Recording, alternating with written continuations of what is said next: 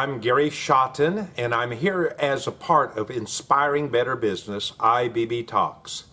Today we're going to talk about building your team.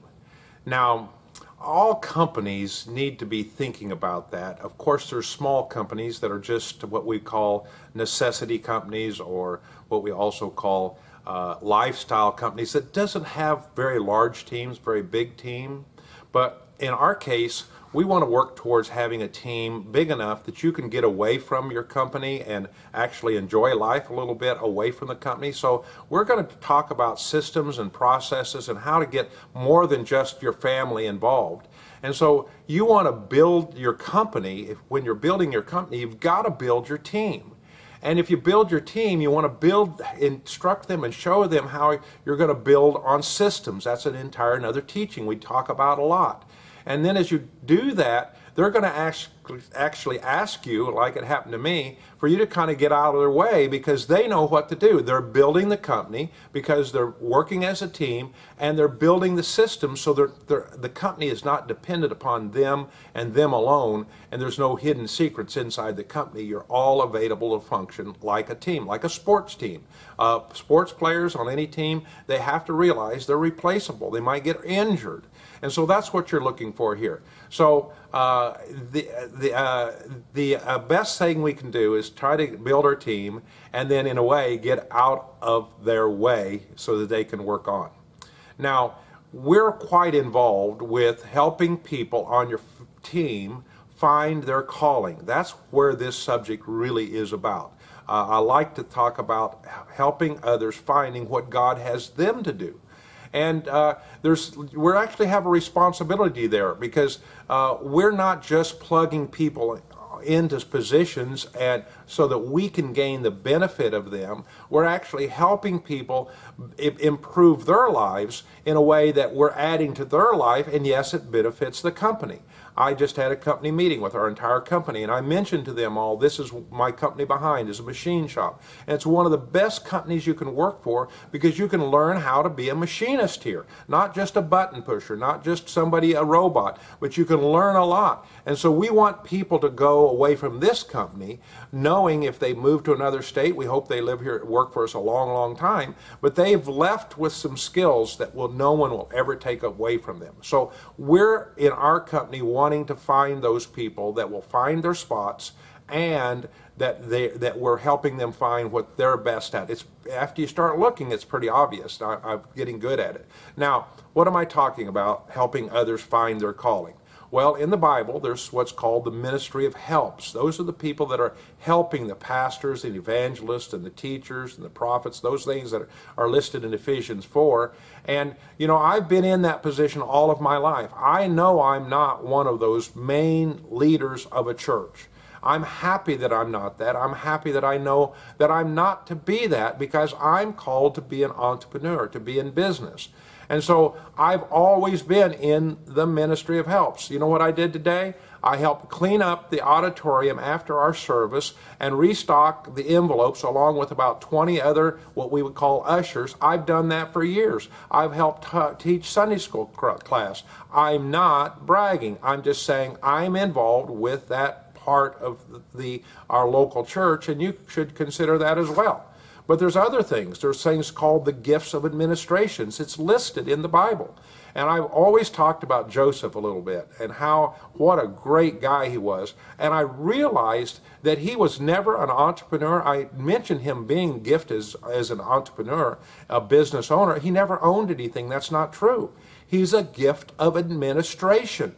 You know what? He was sold into Potiphar's household, and he was so good that Potiphar gave control of every single thing in his entire empire to Joseph, and he ran the entire operation. That's an administrator. Something happened, if you know the story, it was not right, but he got accused of something, and now he's in the dungeon, in the prison. How does somebody rise from being thrown in the prison to be in charge of the prison? He's the administrator of the prison. Wonderful. He interprets a dream. There's more to the story. He comes out working for Pharaoh, the richest man by far in the world. The entire world's economy Joseph was the administrator to be sure that the grain was put up, the storage was right, and it all turns out good. He was the gift of administration. I talk to my staff when I leave and I say, you know, most of you, my plant manager is the gift of administration. He's good. My quality manager is the gift of administration. He's good. My right-hand person or the executive assistant is a gift of administration. He's good. Those people help put the system together. So that's what I'm doing. Now, there's another one. It's called those that are skilled in technical things. You find that in the Old Testament when the temple was being built, and I think the Hebrew word that's called malaka, I had a reason to know that word, and that's the name given to those that it says find those that are skilled and gifted in working with wood, working with metals, and working with tapestry, sewing. You know, we don't have much of that, but we have computer people. They're good with computers. They know how to fix computers. We have other people that are mechanics. They're mechanically minded. We have, in our case, machinists. Boy, they are good at making these parts that are behind me. They are gifted in the skills of their skill sets of technical skills. And almost everybody falls in that to some degree. Now, let me be clear. As the entrepreneur, I have some abilities in these areas. I have some abilities in administration, but I'm not the best administrator. If you're around me, you'll know that. I need to turn that over to those like giving raises and increasing pay. I'm not the one that does that. My staff does that because I'm not good at that. And other things. And so I cannot run a machine. I cannot even measure a part. So I'm not skilled in this area. I'm skilled in business, but I'm an entrepreneur. Now, in helping someone find their giftings, that's part of your job as the business owner, I think.